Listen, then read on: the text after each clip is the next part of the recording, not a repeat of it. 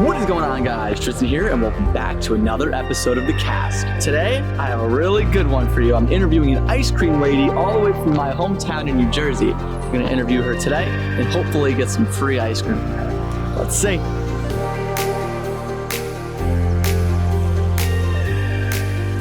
My name's Monica Pittarecki. I live and my business is based out of Paramus, New Jersey. I've been a Bergen County resident for basically all of my life, except for the 5 years I lived in Las Vegas, which is a story in itself.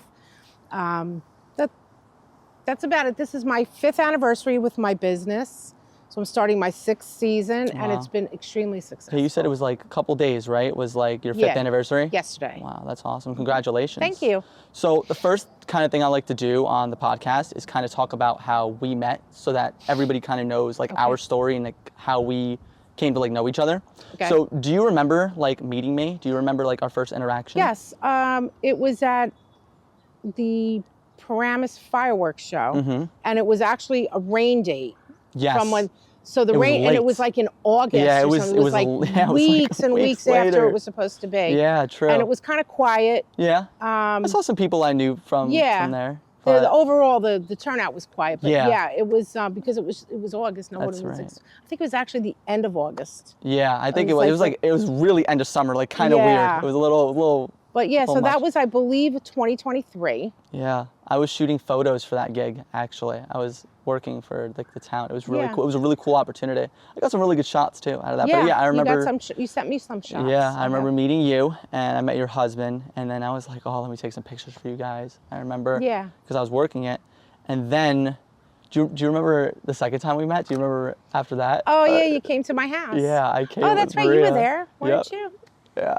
So we came to your house. I wanted to see you again so bad. I was like, she was so cool, because I think to be able to do this kind of thing, you have to have like that personality. And I just knew, like, just when I was taking photos, like, you know, people were serving food, like whatever. The other vendors, great. No shame to any other vendors. But like, I just saw you were like, you were here. Like you were on the ground talking to them too. Like you were just kind of, I don't know. You were so cool. I think your personality really goes such a long way. Thank you. I get that a lot. And then it's like, dang, I want to like interview her, like, you know? Oh, really cool. But yeah, so that's cool that you remember that. Tell me the story behind the truck, like the original, like when you got started, like all those years ago. That's actually a very interesting story. Okay. So I had been a bartender and manager at Maywood Inn's Twin Door Tavern for 20 years. Okay. And then COVID hit and everything got shut down, as we all know. The restaurant business was pretty much done. You had, what was it, takeout only for the longest time, and then they slowly opened things up. But I was a bartender. I wasn't even a waiter or waitress where I could go back to work, because they were doing like the outdoor dining and stuff. Okay. So that like, and then my boss from the Maywood Inn passed away from COVID 2 weeks after we shut down. And then another good friend lost her husband. He was also a fellow coworker at the Maywood Inn, Twin Door Tavern, and then another one. So 3 people I knew passed away in the first month. Wow. So it was kind of traumatic, and you know, and then nobody knew what was going on with this virus, and you know, so. But you didn't even have the truck at that point then. No. So it was after COVID started. So yeah, so COVID, I got bored. I can't sit still. I can't sit around. Yeah. So my husband and I, actually the summer before, we were trying to figure out a way that I can kind of ease out of the restaurant business. And I had said, he's like, food truck. I'm like, no, ice cream truck. It's actually good, yeah. Because he was thinking, like, I'm thinking like flipping burgers and stuff over a hot thing. That's not really me. Hot, yeah. Ice cream, you open the freezer, whoosh. Smart. You know, nice and cool. I didn't think about that. Yeah, I didn't want to sweat. Even though this thing is a hot box. It's actually, is it still a hot box? Yeah. Yeah, it was like. But that's okay. It's all right. I'm not as much of a princess with the air conditioning as I used to. How did you get the truck? Like, did you get it from like a website? Did you go to like a lot? Actually, had been looking at ice cream trucks for about 10 months. 10 months. I wasn't intending to buy anything. I just wanted to start looking at it. Yeah, just kind of see the. And then I saw it on Craigslist. No way. It was a converted school bus. He was asking $9,500. It was already all done, ready to go. Oh, so it was like not that much work you had to put into it. Well, so you could just get it for like 10 grand. Well, it's still okay. So yeah, that came later. Okay. So I said to my husband, Mike, I'm like, check this out. Ice cream truck for sale. This is what I got to do. Yeah. I can't sit around. I can't sit home. So, at that time, the motor vehicles was closed too. So we ended up going and looking at the truck. We had some money. I borrowed some money. We looked at the truck. We got it. Ended up talking him down to $8,500. So I got the truck for $8,500, which was, to me, was A deal. I was like, so nervous about it. But I said, well, what do we have to lose? $8,500. Yeah. And even so, we could always have sold the truck if it didn't work out. Did you do all that before you bought the truck or like after? Because you said like you spent like a couple years. So was that 2 years part of that too? You can't really register your business until it's actually Ready to go. Because they need a license plate. So it was like the last thing you were doing. Yeah. I had all the paperwork ready, but without a license plate, It's like, I couldn't really yeah, do anything. I got that. So I totally got that. once I got the license, but I had made the connections in town. And they knew what I was doing and what I was getting ready because, it was also COVID. So I wanted to be sure what the rules were. I wasn't afraid of being close to people because I had all these open windows because it was a converted school bus. It was airy, open. My window on my first truck is huge. Yeah.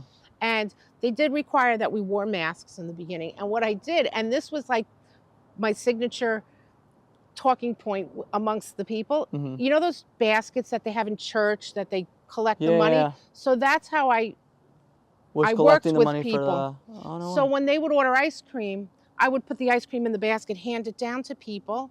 They would take and then they'd put the money in the basket and That's do that. cute. Okay, yeah, that's cool. You there's incorporated actually a that. couple of I think pictures on my website or social media that shows me doing that, or Google. So that I did that the first year, and then some of the second year, because then things started to loosen up a little bit. But yeah, when it comes to the registering your business, it's town by town. That's one thing I've learned. I was hoping that you can just get one for the county and just be all over, but no. Every town has its rules.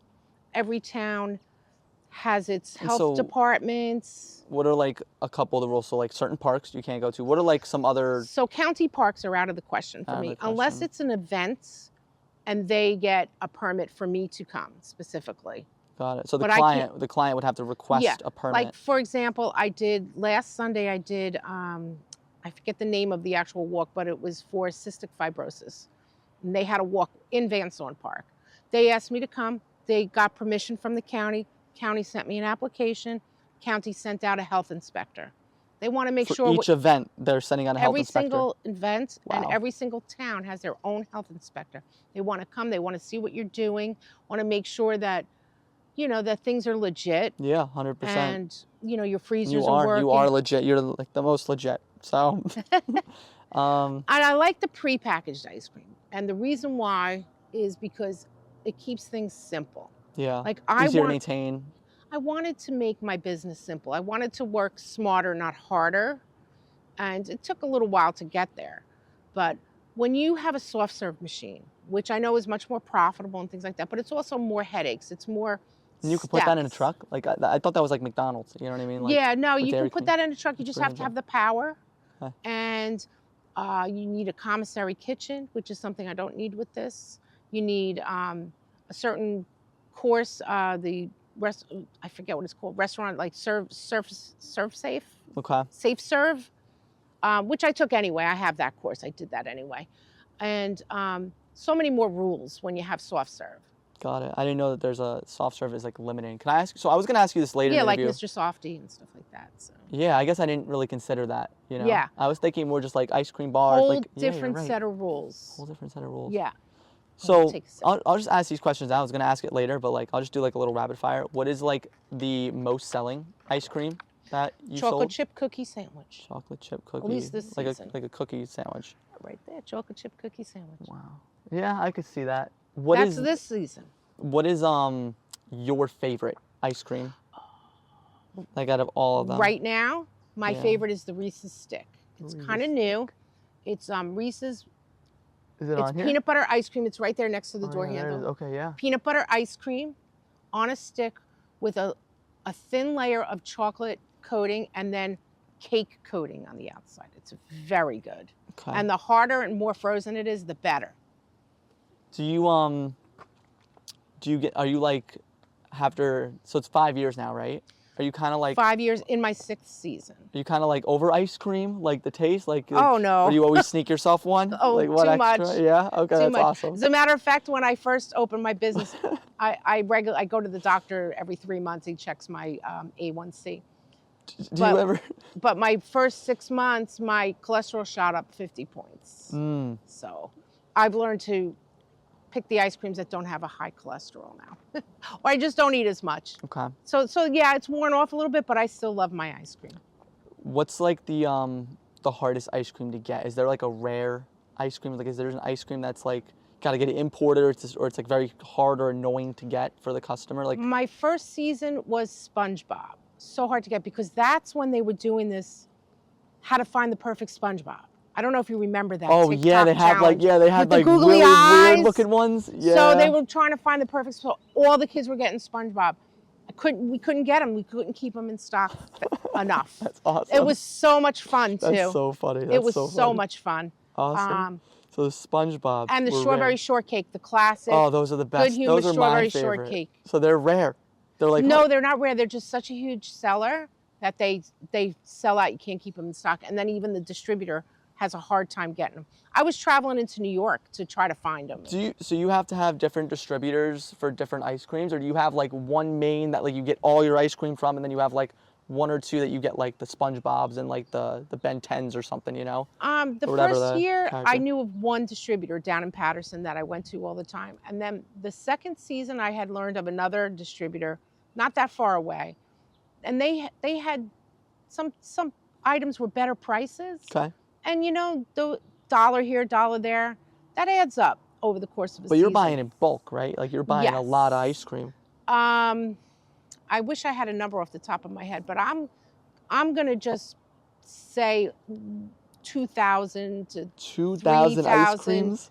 cases of ice cream a season. In a season. How much can you fit in the truck? Like right now, like if we were to fill this whole truck. In that freezer, I can fit truck. probably 1,500 pieces. Wow. Individual pieces, if not more. Oh my gosh. Cool. It's a very deep freezer. And what I love about this freezer, it's a cold plate freezer. It's very expensive, but it's an investment. This is the new one, right? This is what I have. This is what I had in all my trucks. Okay. Even the one that brand new. This is brand new. I think it was $8,000 for the freezer. Wow. But all you do is plug it in overnight, charges, and it stays cold for up to 24 hours. Wow. So you don't have to like drive around with a generator. Yeah. I don't need like. And even if something were to happen, you have all of those extra hours because it stays cold. So exactly. you're safe. Yes. You're very safe. That's cool. What does your ice cream truck mean to you? It means everything to me. It means happiness. That's a hard one to put into like one. I know it's like a broad question. So I'll tell you what my first ice cream truck meant to me. I named it. I named my ice cream trucks.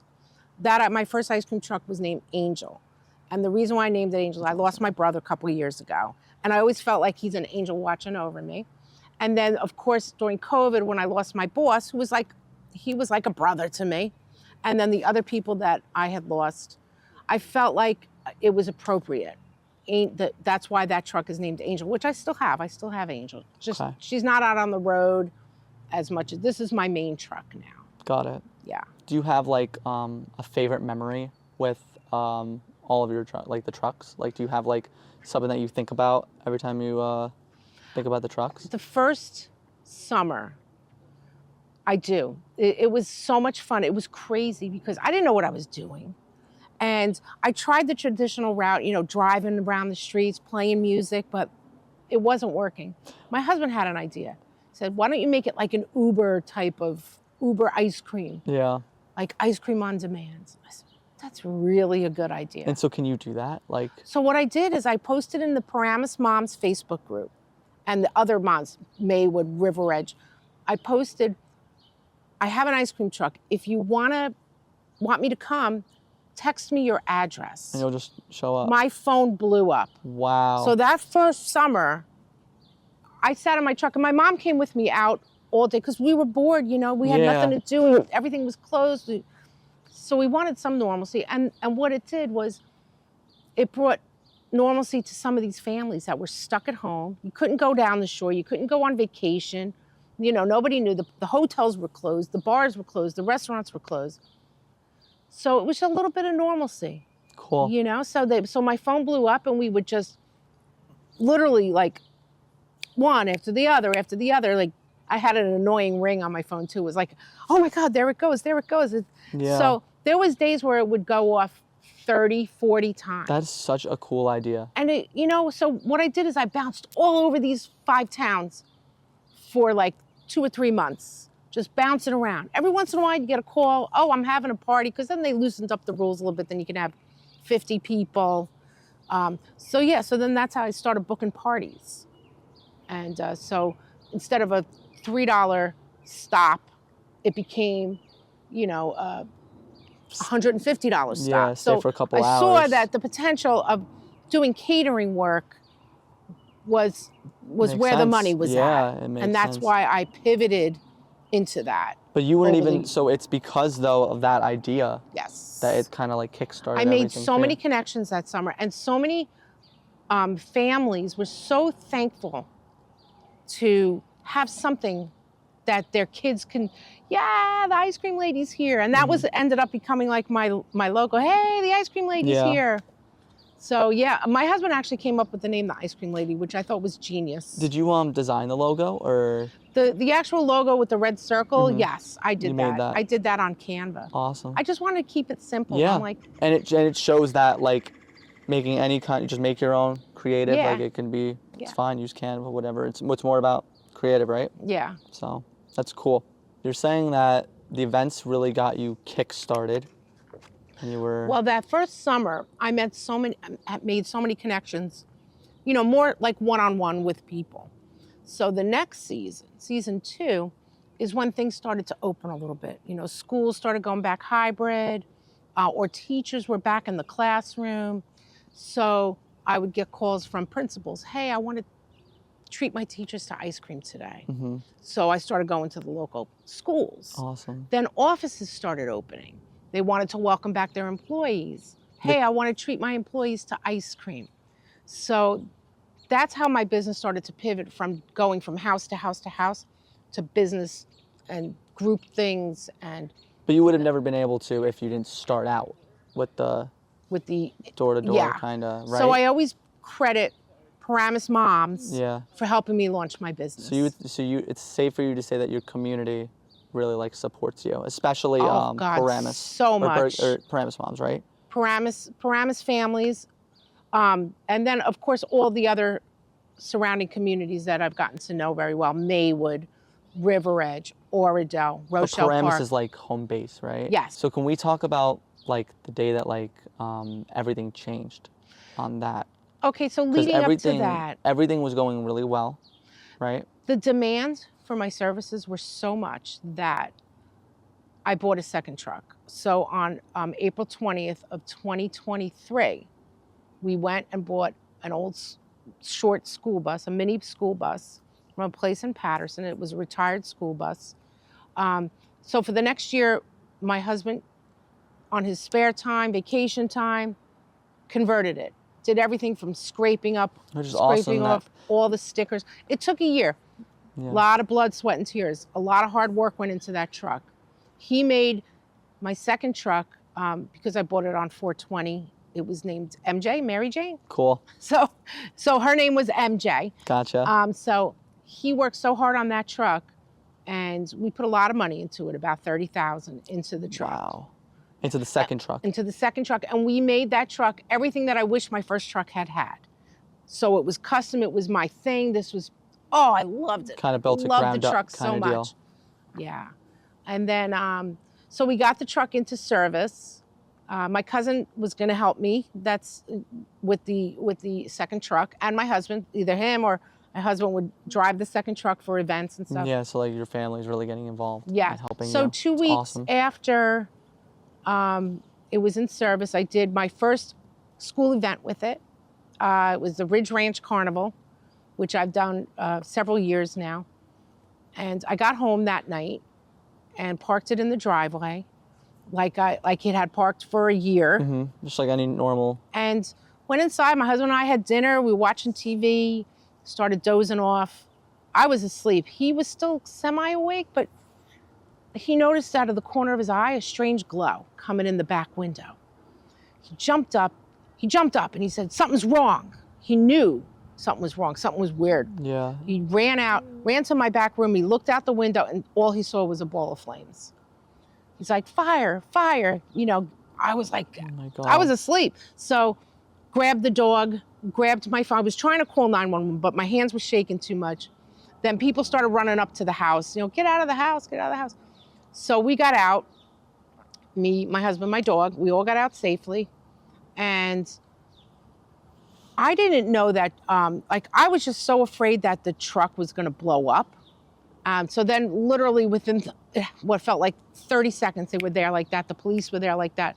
Fire trucks were there like that. Paramus company number 2. Without calling 911? Like somebody did. Oh, somebody did. Yeah, so the flames were so big. They were 20, 30 feet high. Because I thought the truck was gonna blow up. Yeah, we had just and you're filled the waking up gas to it. tank. But then I found out later that they don't actually blow up. What happens is the gas tank melts and the fuel spills out, and that's what engulfs the truck. Oh my God. So that's what happened, you know, and then I should actually send you some pictures. But yeah, but the fire was huge. And then it caught my husband's vintage truck on fire. Yeah, I was gonna ask you if it spread. It did spread. It spread to his truck. His truck was a total loss. The heat damaged my car. And then it caught my house on fire. So I have an overhang. There was a 3-foot overhang above where the truck was parked. So the flames eventually went into that overhang and went into our bedroom. And that all the smoke. So there was a lot of smoke, fire, and water damage in that upstairs room. But the smoke filled out most of the house. And the soot just sinks. So the basement, everything in the basement was pretty much destroyed. I'm glad all of you were okay. The house, they said, the fire department said that because my house had, it's built in 1938, it had old asbestos shingles on it. They said that saved my house from being totally engulfed. Yeah, we sustained significant damage from that. Yeah, we were out of our house for 8 months. But the next day, when word spread, once again, my community had my back. Yeah. So I'm talking to insurance agents, I'm talking to my phone's buzzing, people are texting me, people are calling, my head is spinning, I have not had any sleep. And I started noticing my Venmo, $5, $10. And it had a little message, RR loves you. Wow. So RR is Ridge Ranch. That was the school that I had the carnival at the night of the fire. Wow. So they had heard, and the kids wanted to do something. They felt so helpless. I heard many of them were crying. They were so upset. So they did a virtual ice cream sale. So they just asked. That's so cool. They just asked to send, send what you could. So I was getting everything from $5, $10, $20, $50, all day. Little micro donations all day. And I was like, I don't understand, like, what's going on? I didn't know. Yeah, you didn't set up a GoFundMe or nothing. Finally, my cousin, who was a firefighter in town, he was actually at a fire, helped put it out.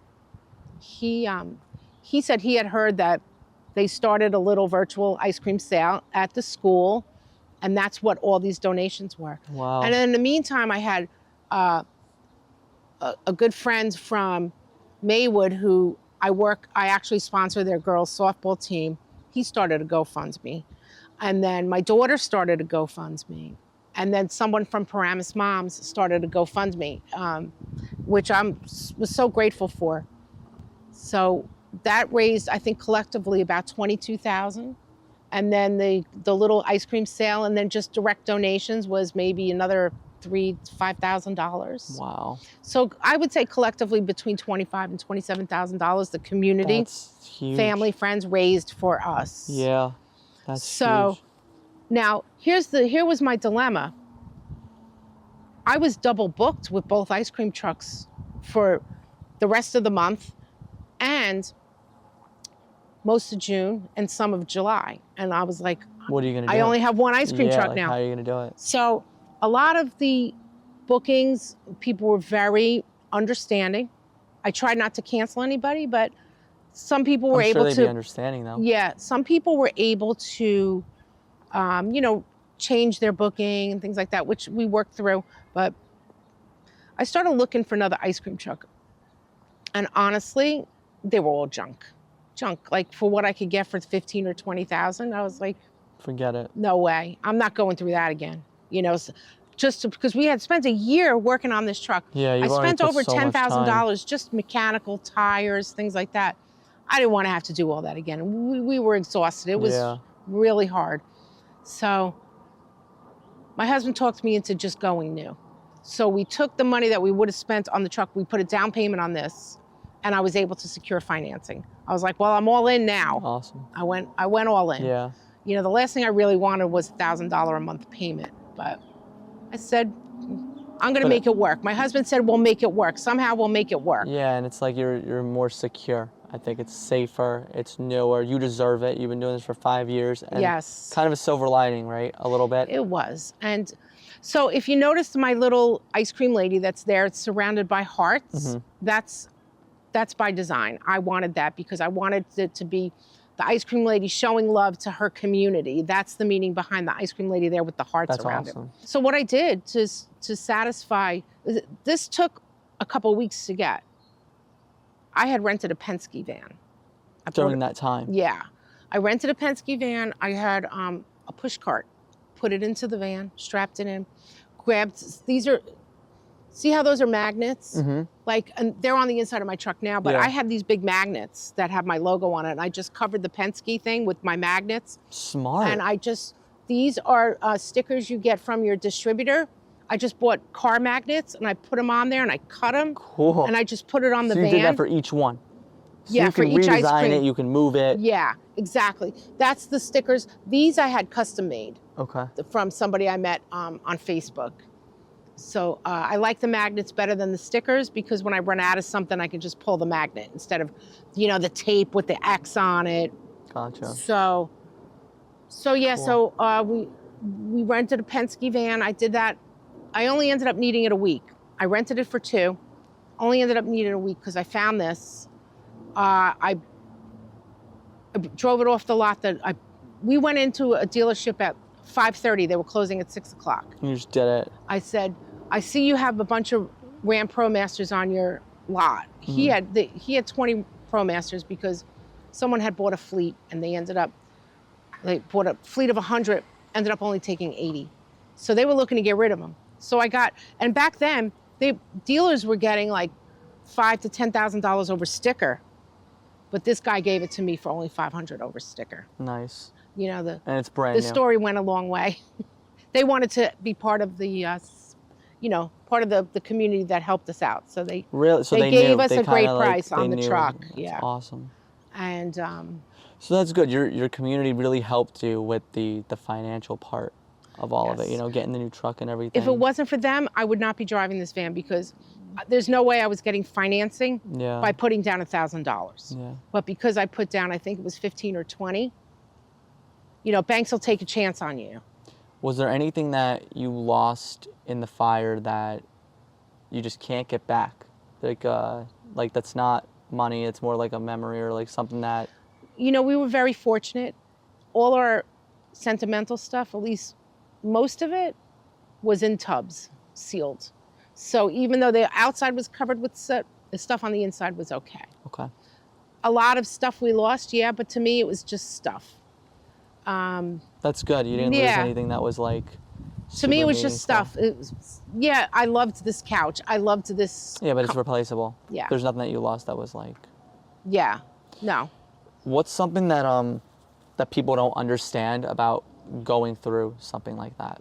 Like I've never been in a fire, or a lot of people haven't experienced that, and that's really traumatic. That's really big. It was traumatizing. That was the truck.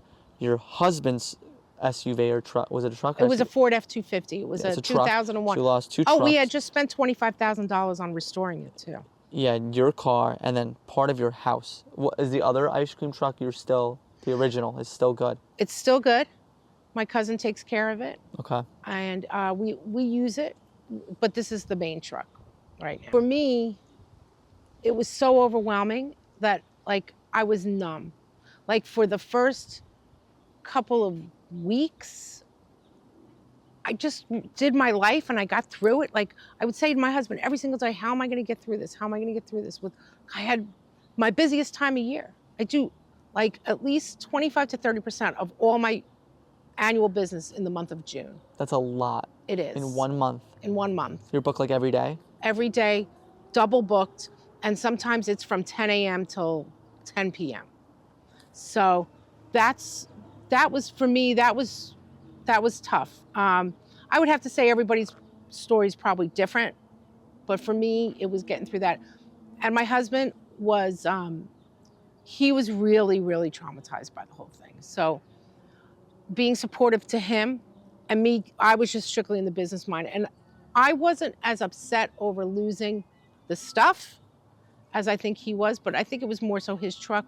We had just put so much money into it. He loved his truck. And for me, it was just stuff. But it meant more to him. You had to go through all of that, like coping the loss. And then also, it's your busiest time of the year. You must have been going crazy. Yeah, there was not much sleep going on. We stayed with my mom. We moved in with her. And that was the house I grew up in. So that was kind of a trip, being in the house I grew up in. Everything seemed bigger back then. It's a small house, The bed was tiny. I'm glad to be home. Yeah. I miss my old house in River Edge. I used to have a house there. It was small, but you look back on the memories and it was like such a big house. So much happened, Yeah. So many memories. But I was very thankful to be able to stay with her. She helped take care of my dog all summer when I was out on the road, making people smile. And that was for 8 months, right? And now you're back? Yeah, May. We moved back in right before the new year, like December 30th or 31st, we moved back in officially. How has your life changed from like after the fire? So like those 8 months, then you come back. Did you notice any like big changes? Not really. I would say I try to not keep as much clutter because before that I was so busy, you just clutter piles up. You just stuff, so much stuff. It's I get it. No, I get it. You want to, I'll get to that. I'm going to have another garage sale or this and that. When we had to clean out every single thing out of our house. Whether it was destroyed or not destroyed. ServPro could have come in and just cleaned it all out for us, but we wanted to go through our things. We didn't just want somebody to just assume everything was junk, because they don't care. They would have just thrown everything away, but I wanted to go through this stuff. Yeah. I wanted to see if my pictures made it, if our videotapes from when my daughter was growing up made it. My husband's sentimental stuff, did it make it? And we were lucky, they did. If we didn't do it ourselves, it would have just all been in the trash. And is that like all done? Is there like any challenges you're still facing from the fire? You think like now, after all is said and done, you're back on the road, you got the new truck, everything is going good, the community's helped you, you worked hard. So the only thing now is the little stuff. We're burnt out. We're so burnt out from having to get rid of everything, put it all into storage, what we did manage to save, and then bring it all back. Going shopping, buying the new furniture, buying the new bed, buying the new dressers and this and that, and the whole new kitchen. So that was, we're right down to the end of it now. We have to hang pictures, we have to finish our outdoor landscaping and things like that, but we're both so tired. So we decided to wait till the fall to finish. Oh, sorry. That's okay. Grab that. Yeah, we decided to give ourselves a break from working on finishing the house, and we'll take it back up in the fall once ice cream season starts to slow down. What does this town mean to you now, like after everything that's happened and after all the help? Like what is this town now? What does Paramus mean to you now? Well, the town always meant a lot to me. They helped me launch my business. After the fire, they made me realize that I want to stick around for a while. I had been thinking about moving out of the area, go maybe down to South Jersey, and now I'm in for. I don't want to leave. Yeah. They got you now. I'm kidding. And it's not I'm because they kidding. helped me pay for the truck. It's because I really never felt that sense of that's community family. ever in my life. Family, Even growing 100%. up. Yeah. Like I feel like this, I couldn't go. It's something that's very hard for me to relate to you, because all of my community is from like all over the world.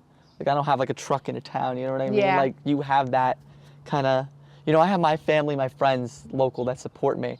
But like I have people from like London and like, Japan. It's really different, but it's cool. Like I love how kind of connected you guys all are. So what is your dream now, knowing that like the community kind of has your back? What do you look for? What's the dream now? I think that my dream is for my husband to retire from the post office sooner than later. Okay. And help me get another truck that looks like this up and running, and retire the other truck. Because the other truck, as much as I love Angel, my original truck, she's a 2001. It's going to be a money pit soon. So yeah, that would be my dream, or expanding. Yeah. Expanding and having him be part of it, and not having to go to the post office every day. Yeah, he's put in 29 years over there, so he's almost ready. Almost done. Yeah. You ever get sick of the jingle music? I don't play the jingle music. You don't play it? Only upon request. So I'm a catering van. I don't drive the streets playing music. Right. You'll see, I don't even have a speaker on this truck. The other truck I do. So if the event asks you to do it? So I have a Bose Bluetooth speaker, a little portable speaker, and I just put it either by this window, or I put it right on my counter, and I have the jingle on my phone. Okay. Or what's great about the Bluetooth is I can play like a custom set. Yeah, you could do anything.